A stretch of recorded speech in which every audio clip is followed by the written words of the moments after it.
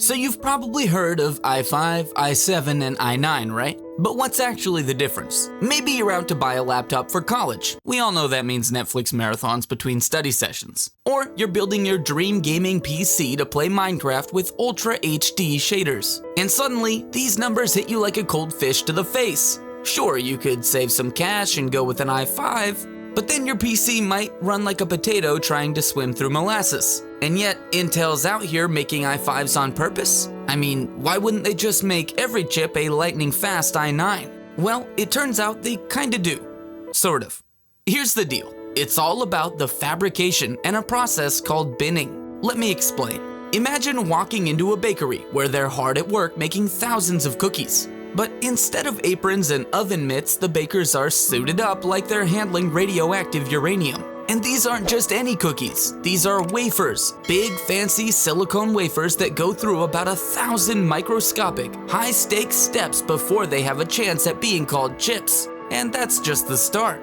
So first, we need to know about silicone. This is like the flour in the chip baking recipe, except it's way pricier and doesn't taste great in cookies. They refine this silicone, mold it into these massive, perfectly pure cylinders called ingots, and then slice them into wafer-thin discs like they're making silicone sushi. These wafers will eventually become computer chips, but not before they survive a fab, short for fabrication plant, where the science fiction meets reality. Imagine the world's most sterile room. No dust, no random hairs, no unsanctioned boogers. This place had to be cleaner than your browser history before your mom uses your computer. Seriously, one stray speck of dust could ruin hundreds of thousands of dollars worth of chips. Once inside, the wafers go through photolithography? Think of it like chip tattooing, but with UV light. They're coated with a photosensitive material, and then UV light hardens or dissolves specific areas to create the intricate patterns where circuits will form.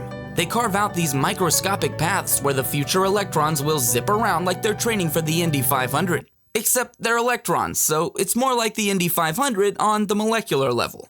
But here's where things get dicey. Even though they're all made with the same process, not every chip comes out the same. Some are like the golden child of chips, perfectly aligned and ready to fly. These high performers, they're labeled as the i9s. Then you have the decent performers, the i7s, who had a bit of a rough go but still managed to impress. And finally, you have the i5s. The it's not you, it's me chips that just didn't make the cut.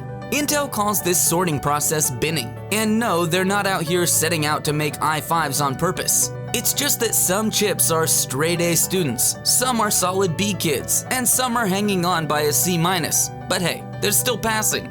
This binning is like boot camp, but for processors. It's a Hunger Game of chips, and only the fittest get to wear the i9 badge. So, seeing as you've chosen to watch this video, you're obviously clever, and maybe you're wondering, why doesn't Intel just make i9s and call it a day? Good question, Einstein. Well, the answer is simple: money.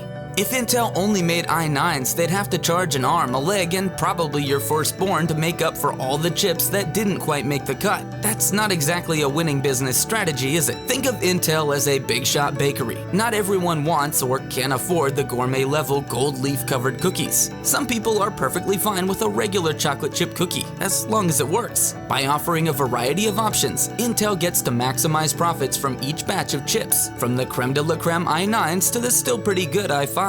This way, they're catering to everyone, high rollers and budget shoppers alike, and making sure no chip goes to waste. Next time you're picking between an i5, i7, or i9, just remember, they're all cut from the same wafer. Some chips like the i9 are the star athletes of the chip world. They're super powerful, top of the line. Others, like the i5, are still solid players but don't pack as much punch. They're not breaking records, but they're reliable enough to get through the game. Who would have known that there is so much science, a touch of magic, and all the drama that goes into those little numbers you see on every Intel processor? It's a real silicone survivor out there, and you're just lucky you get to pick your winning contestant.